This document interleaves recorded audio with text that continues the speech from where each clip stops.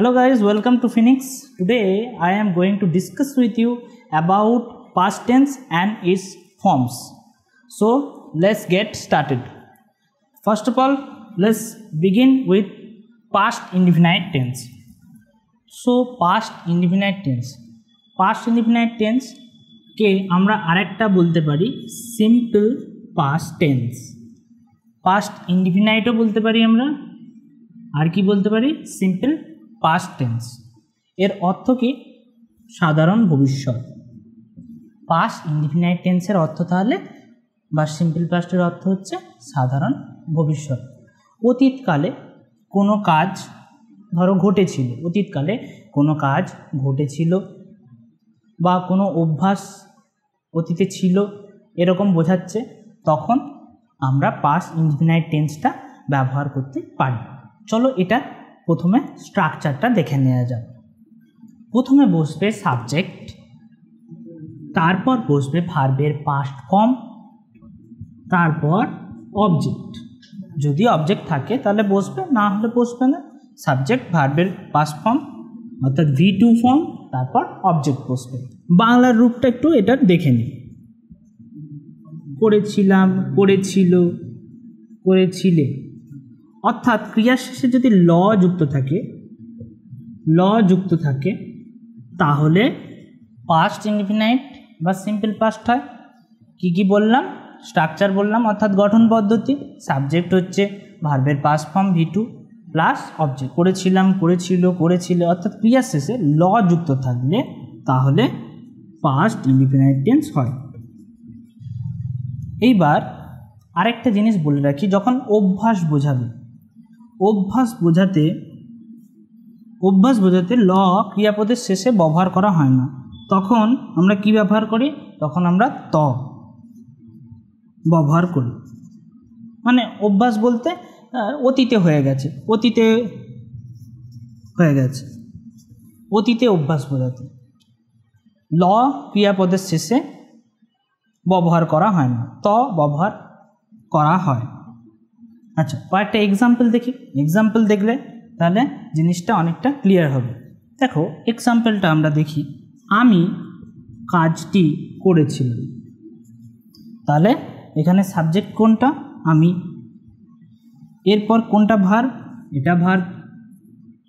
তারপর অবজেক্ট কোনটা? এটা নিশ্চয়ই। তাহলে এটা 1 করে দিলাম, এটা 2 নম্বর লিখে দিলাম, আর এটা 3 নম্বর। 3 নম্বরে এটা কাজ করব।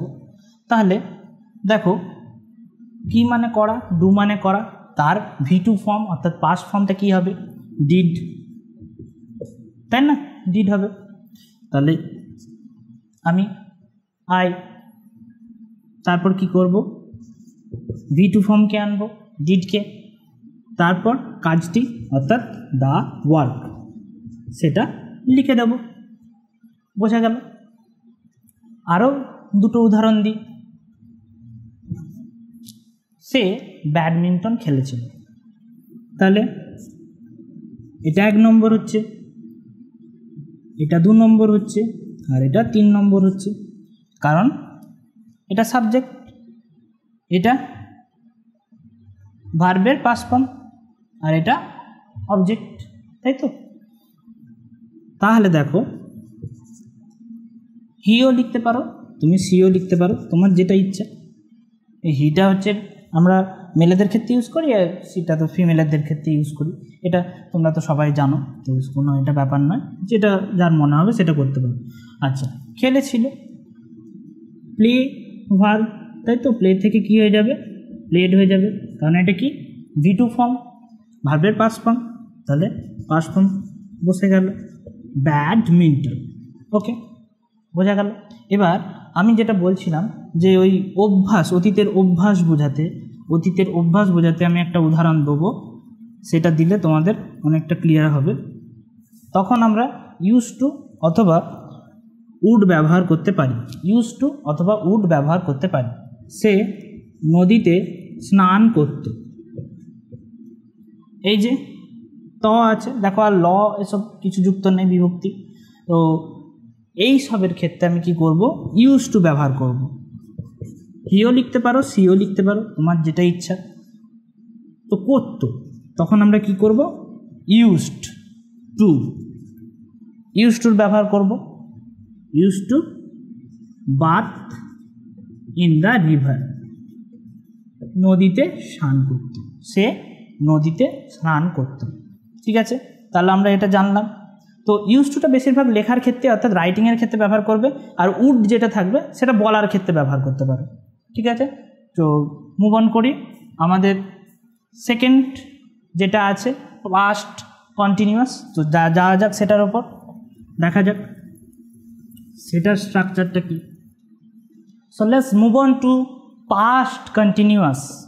পাস্ট কন্টিনিউয়াসকে আমরা কি বলে থাকি, পাস্ট প্রগ্রেসিভও বলতে পারি। ঠিক আছে, অর্থাৎ ঘটমান অতীত। পাস্ট কন্টিনিউয়াসও বলতে পারি, পাস্ট প্রগ্রেসিভও বলতে পারি। এবার এটার স্ট্রাকচার দেখা যাক, লেটস সি দ্য স্ট্রাকচার। দেখো পাস্ট কন্টিনিউয়াস বা পাস্ট প্রগ্রেসিভের স্ট্রাকচার, সাবজেক্ট বসবে, তারপর কি হবে, তারপর হবে ওয়াজ অথবা ওয়্যার। এই যে বি ভার্বটা আছে পাস্টের ক্ষেত্রে ওয়াজ অথবা ওয়্যার বসবে, মেন ভার্বের সাথে আইএনজি যুক্ত হবে, প্লাস অবজেক্ট বসবে। এবার এটা কীরকম হচ্ছে, পাস্ট কন্টিনিউয়াস মানে ধরো অতীতে কোনো একটা কাজ অনেকক্ষণ ধরে ঘটিতেছিল, মানে কাজটা হচ্ছিল অতীতে। ঠিক আছে, সেটা বোঝাবে, তখন আমরা পাস্ট কন্টিনিউয়াস বা পাস্ট প্রগ্রেসিভের ব্যবহার করতে পারি। বাংলার রূপটা একটা দেখে নেওয়া যায় যাতে এটা সুবিধা হয় অনেকটা তোমাদের। পড়িতেছিল, পড়িতেছিলে, পড়িতেছিলাম, করিতেছিল, করিতেছিলে, করিতেছিলাম। অর্থাৎ এই যে তে ছিল, তে ছিলে, তে ছিলাম, এইরকম যদি যুক্ত থাকে ক্রিয়াপদের শেষে, তাহলে আমরা পাস্ট কন্টিনিউয়াস টেন্স করব। চলো লেটস সি এক্সাম্পলস। কিছু এক্সাম্পল আমরা দেখে নিই। এক্সাম্পলস এবার দেখি আমরা কিছু। শুভঙ্কর দা কম্পিউটারে টাইপ করিতেছিল, শুভঙ্কর দা কম্পিউটারে টাইপ করিতেছিল। তাহলে দেখো এটা পাস্টে বলছে, নিশ্চয়ই বুঝতে পারছো, তে ছিল, তে ছিলে, তে ছিলাম, এরকম থাকবে, তাহলেই আমরা বুঝতে পেরে যাব। তাহলে এখানে সাবজেক্ট বুঝতে পারছো, শুভঙ্কর দা কী করিতেছিল, টাইপিং করিতেছিল, কোথায়, কম্পিউটারে, তাই তো। তাহলে শুভঙ্কর দা একটি ব্যক্তি, তাই ওয়াজ বসছে, তাই তো। আর কি করছিল, টাইপিং করছিল, তাহলে এর সাথে আমরা কি করলাম, মেন ভার্বের সাথে আইএনজি যোগ করে দিলাম। শুভঙ্কর দা ওয়াজ টাইপিং অন এ কম্পিউটার, কম্পিউটারে টাইপ করছিল। ঠিক আছে, বুঝতে পারলে, তাহলে অবজেক্টটাও বসে গেল। এই কম্পিউটার সবসময় একটা আর্টিকেল দিতে হয়, তো সেই জন্যই দেওয়া হয়েছে এখানে কম্পিউটারে। তো এটা বোঝা গেল। আচ্ছা, আর একটা এক্সাম্পল দিই।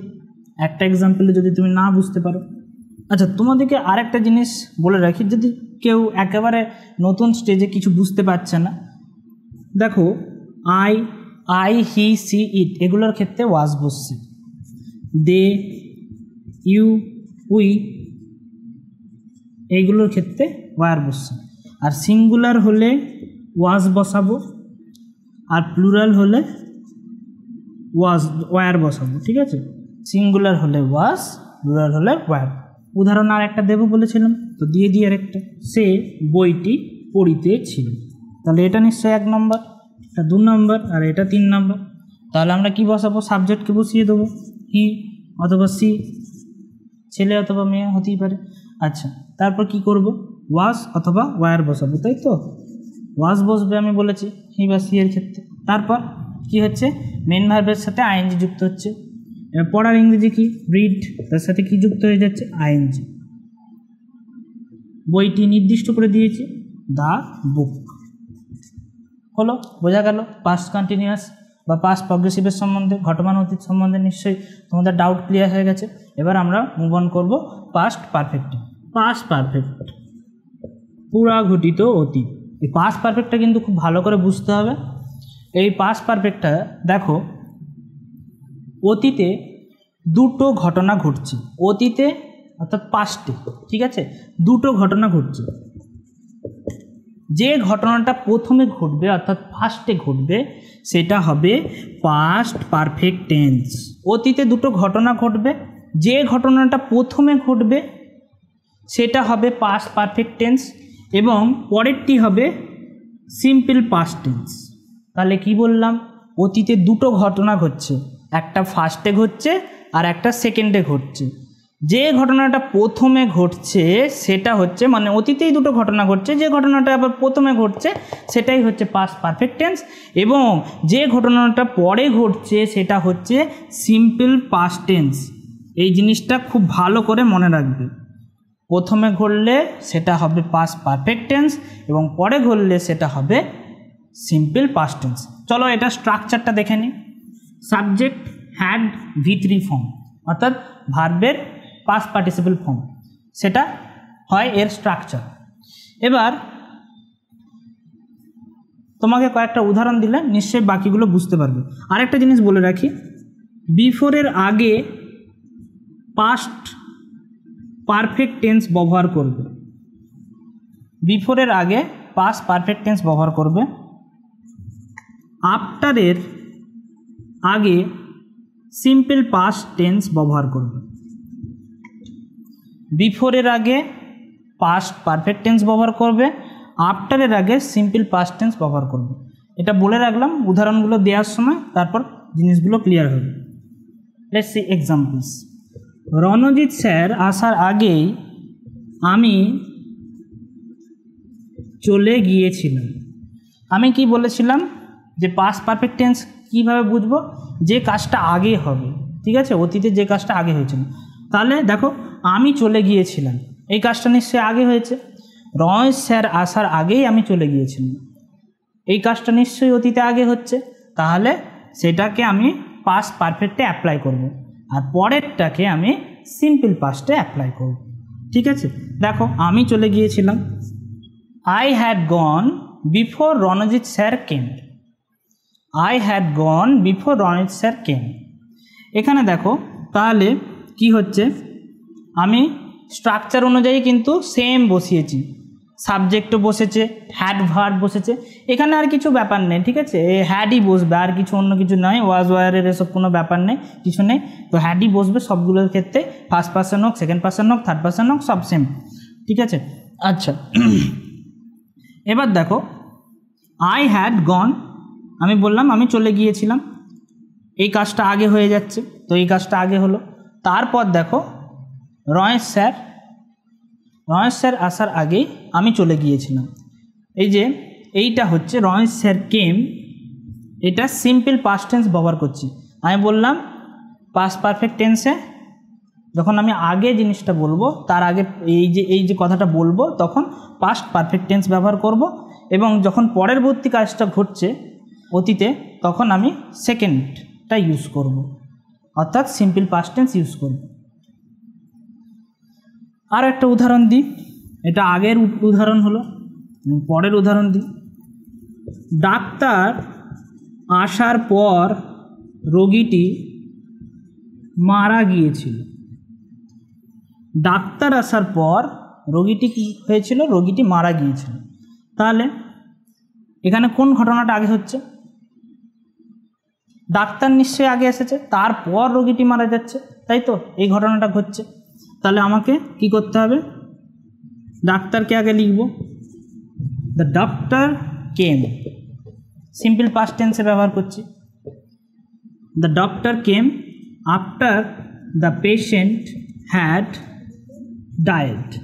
এটা পর করলাম, আমি যদি আগে করতাম, ডাক্তার আসার যদি আগে করতাম জিনিসটা, তাহলে কি হতো, তাহলে তোমাকে লিখতে হতো ডাক্তার আসার আগেই রোগীটি মারা গিয়েছিল, তাহলে তোমাকে লিখতে হতো the patient had died before the doctor came, এইভাবে লিখতে হতো। Let's move on to past perfect continuous or past perfect progressive. এখানেও কিন্তু পাস্ট পারফেক্টের সাথে পাস্ট পারফেক্ট কন্টিনিউয়াসের প্রায় অনেকটাই মিল আছে, শুধু একটু পার্থক্য আছে, কিন্তু পুরোটাই প্রায় এক। অতীতকালে দেখো, অতীতকালে দুটো ঘটনাই ঘটছে, এবং যে ঘটনাটি কিছুক্ষণ সময় ধরে চলিতেছিল, ঠিক আছে, এরকম বোঝাচ্ছে, তখন আমরা পাস্ট পারফেক্ট কন্টিনিউয়াস বা পাস্ট পারফেক্ট প্রগ্রেসিভের ব্যবহার করতে পারি, পুরাঘটিত ঘটমান অতীত এটার ব্যবহার করতে পারি। ঠিক আছে, চলো স্ট্রাকচারটা দেখে নিই। Let's see the structure. Subject বসবে plus had plus been main ভার্বের সাথে আইএনজি প্লাস অবজেক্ট, সাবজেক্ট বসবে, হ্যাড বসবে, বিন বসবে, মেন ভার্বের সাথে আইএনজি হবে প্লাস অবজেক্ট। ওকে, চলো এক্সাম্পলগুলো একটু দেখে নিই পরপর। সে আসার আগেই আমি বইটি পড়িতেছিলাম।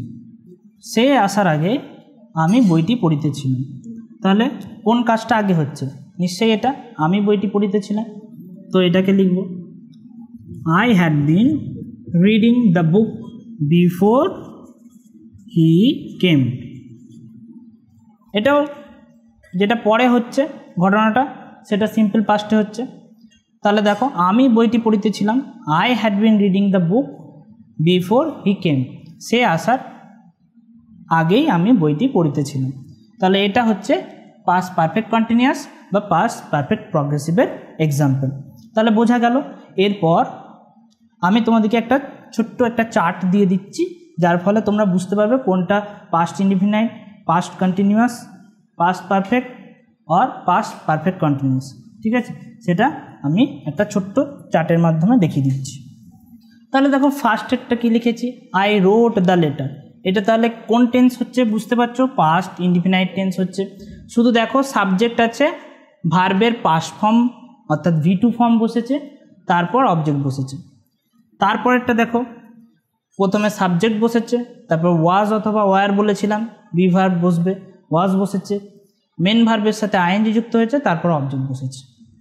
And the third one is, প্রথমে সাবজেক্ট অর্থাৎ এটা কি পাস্ট পারফেক্ট, তাই তো? সাবজেক্ট, তারপর কি বসেছে? হ্যাড বসেছে, V3 form past participle form বসেছে, তারপর অবজেক্ট। এটা দেখো প্রথমে সাবজেক্ট বসেছে, তারপর কি বসেছে? তারপর হ্যাড বসেছে, বিন যুক্ত হবে বলেছি, মেন ভার্বের সাথে আইএনজি যুক্ত হয়েছে অর্থাৎ তারপরে অবজেক্ট বসেছে। তো এটা কোন কি হচ্ছে? এটা পাস্ট পারফেক্ট কন্টিনিউয়াস আর পাস্ট পারফেক্ট প্রগ্রেসিভ হচ্ছে। Past indefinite, past continuous, past perfect, past perfect continuous. So this is our ending. So if you like this video, please subscribe this channel and hit like on this video, and please share this channel so that everybody can get benefit from it. Okay, thank you for listening, thank you for watching.